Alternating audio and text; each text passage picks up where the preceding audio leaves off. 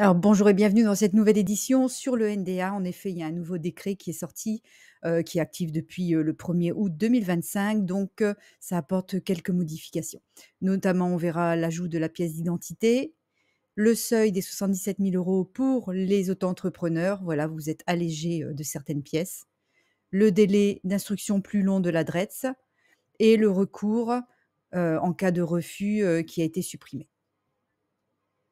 Alors effectivement, aujourd'hui, vous est demandé de joindre à votre demande une pièce d'identité valide, bien évidemment, hein, pour parfaire ce dossier. Donc ça, c'est valable pour tout le monde, c'est vraiment obligatoire, il ne faut surtout pas l'oublier. Alors l'allègement pour les auto-entrepreneurs qui sont en dessous de 77 000 € de chiffre d'affaires, ben, vous n'êtes plus obligé de donner la convention ou le contrat, voilà, pour faire l'étude de votre dossier. Ni le programme de formation. Le programme de formation, c'est le document dans lequel est dit toutes les modalités de la formation. Tarifs, accessibilité, le contenu de la formation. Bref, vous racontez tout ce qui se passe sur votre formation.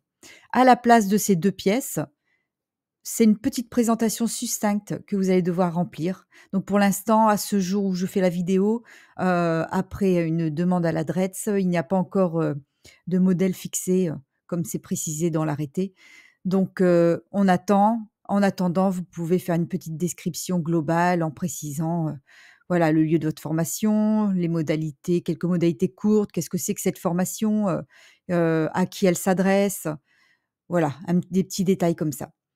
Pour ce qui est la convention et le programme de formation qui ne sont plus obligatoires à donner, attention tout de même, il faut quand même les faire, hein. C'est-à-dire vous allez, bien sûr, contracter un contrat ou une convention avec votre client parce que l'adresse, elle peut vous les demander ultérieurement. Alors avant le 1er août 2025, l'adresse avait 30 jours pour, faire l'instruction de votre dossier. Ça a été rallongé à 2 mois. Donc pour les demandes en cours, hein, ne vous inquiétez pas, hein, s'il y a des rallongements, même si vous étiez dans l'autre partie, c'est déjà applicable et maintenant, il faut vraiment attendre 2 mois. Le recours préalable a été supprimé. Ça veut dire quoi? Tout simplement, quand vous avez un refus de votre dossier, vous pouviez, avant le 1er août 2025, faire un recours préalable. Il suffisait d'envoyer une lettre avec des preuves supplémentaires à l'agent qui s'était chargé de l'instruction de votre dossier pour qu'il revienne sur sa décision. Aujourd'hui, ça a été supprimé. Néanmoins, il reste toujours la solution de faire appel au tribunal pour contester, ce refus. Pour la constitution d'un dossier conforme, il va vous falloir du coup une copie de justificatif d'INSEE. Ça, grâce à lui, vous allez prouver que vous êtes bien un professionnel ou une entreprise.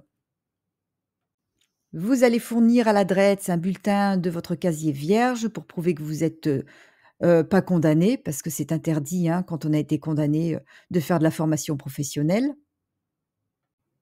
Pour les entreprises, vous allez fournir le premier contrat ou la première convention avec votre client.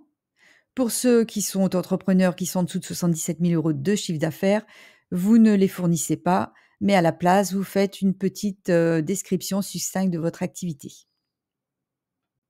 Vous allez également fournir les informations relatives au contenu des actions, c'est-à-dire, hein, j'appelle ça le programme de formation. Là, on va retrouver, toutes les informations, sur, votre formation, modalités de paiement, accessibilité, situation de handicap et cetera, contenu de formation, comment évaluez-vous vos apprenants. Voilà. Pour les auto-entrepreneurs en dessous de 77 000 € de chiffre d'affaires, celle-là, vous n'avez pas besoin, ça fait partie, hein, vous décrirez, dans la, description succincte, quelques informations là-dessus, mais il y a pas besoin de plus. Donc la nouvelle pièce qu'il faut fournir, c'est-à-dire la pièce d'identité conforme. Alors l'adresse peut également vous demander votre CV, vos compétences, la liste formateur.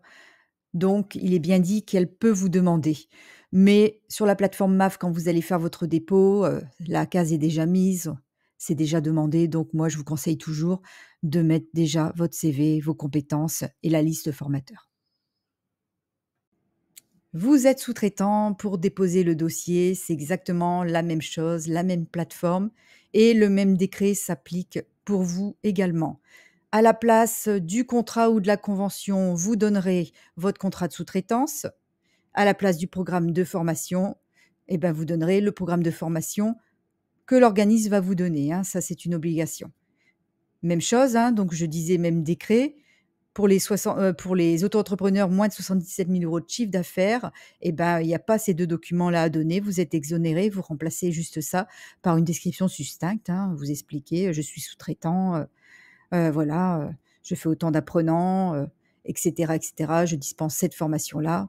Donc c'est exactement la même démarche. Alors, vous êtes nombreux à débuter dans le domaine de la formation professionnelle, donc même si le dossier du NDA avec le nouveau décret, en cette fin d'année, il a été allégé, ça reste néanmoins un dossier administratif, on a toujours peur, que ce soit pas conforme. Donc j'ai créé le pack NDA, vous retrouverez le lien en dessous de la vidéo et ainsi que le Padlet du NDA. Vous allez retrouver, un petit peu le global de toutes mes vidéos, tout ce qu'il faut savoir, sur ce fameux numéro de déclaration d'activité. Merci pour votre visite.